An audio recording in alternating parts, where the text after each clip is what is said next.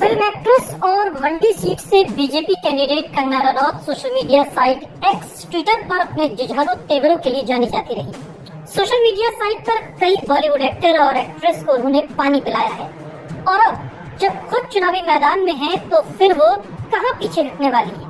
अपने विरोधियों को किसी भी लेवल पर जाकर लंका लगाने वाली क्वीन का चुनावी मैदान में तेवर और भी चढ़े ही रहे। मंडी से उनके मुकाबले कांग्रेस ने मंडी राज परिवार के विक्रमादित्य सिंह को उतारा है, जो राज्य मंत्रिमंडल में भी मंत्री हैं।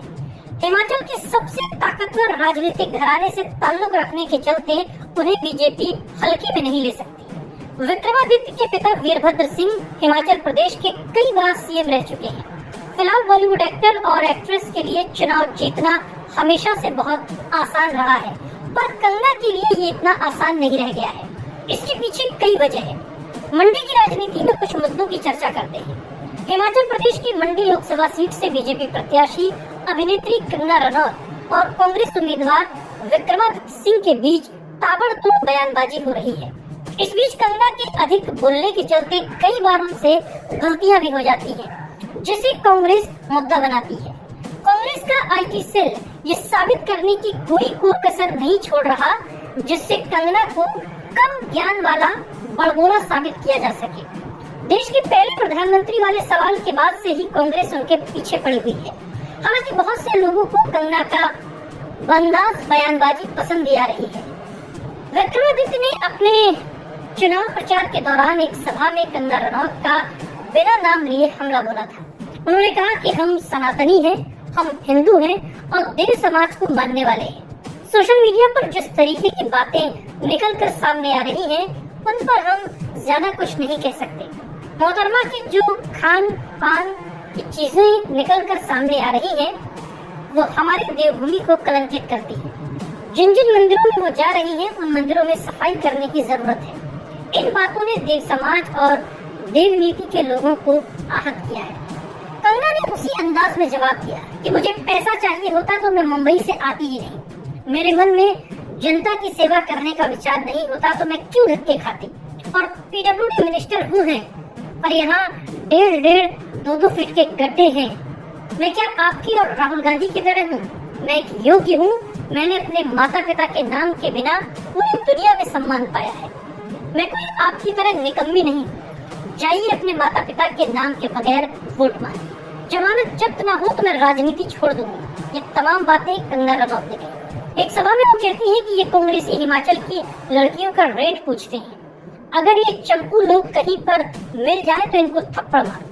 कंगना ने कहा कि अगर पहाड़ी लड़की का एक चपेट पड़ गया तो ये लोग सब्जियों का रेट पूछना भी भूल जाएंगे। विक्रमादित्य के बयान पर प्रतिक्रिया देते हुए एक बार कंगना रनौत कहती हैं कि जो बात करने का तरीका, ये जो घमंड है, ये तो रावण का भी नहीं रहा।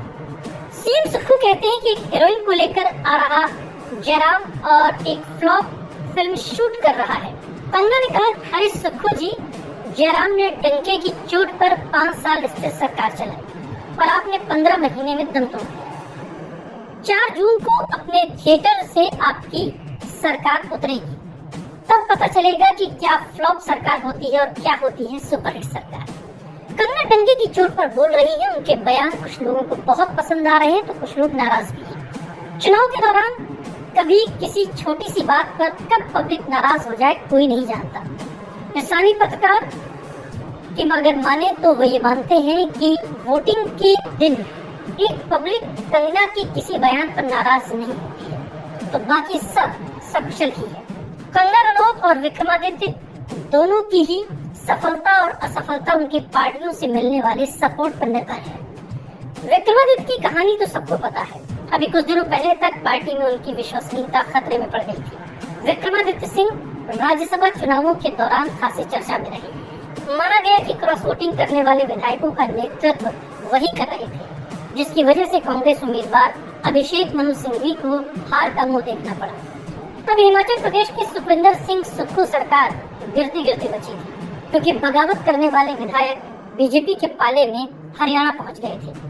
लोकल राजनीतिक गलियारों में ये कहा जाता है कि हिमाचल के सीएम सुखविंदर सिंह सुक्खू जानबूझकर विक्रमादित्य को मंडी सीट पर फंसा चुके हैं। हार और जीत दोनों ही स्थितियों में विक्रमादित्य हिमाचल कांग्रेस की राजनीति में गिर सकते हैं।